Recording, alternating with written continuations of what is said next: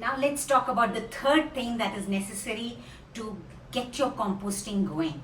So when you need to break this down, in a natural world, it happens naturally. If you go to a forest, all the dry leaves fall, the rotten fruits fall on the floor of the forest, and the microorganisms, that is all those that is present in the soil under the tree, starts to break them down, and ultimately there are the earthworms, the insects and everything that break it down, and then that becomes a nutrient for the plants to absorb. So all this gets digested on a forest floor naturally because it's available. The microorganisms that break it down is available there.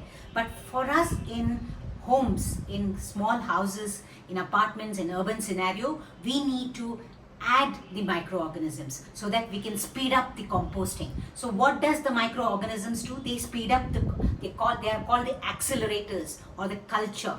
So some of the easiest ones that is available, which nature provides, is cow dung. We make a cow dung slurry. If you get good cow dung, good cow, you can use that to inoculate your composting process. When you add the greens and then the browns, you add a little bit of cow dung, or you can even add buttermilk, whatever is available. If cow dung is not available, in every house there is curd. Leave the curd out for a day or two. It becomes very sour. Then you make a buttermilk, and even 1 tablespoon of this buttermilk inoculates your composting process, and the microorganisms in this will start to multiply and colonize, and then the composting process starts.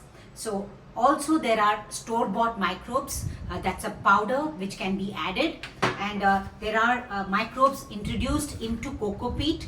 We can also use a coco peat by itself, or buy a coco peat brick that has microbes in it, and this can be soaked in water, and then this becomes a powder like this, which can be added to your composting process.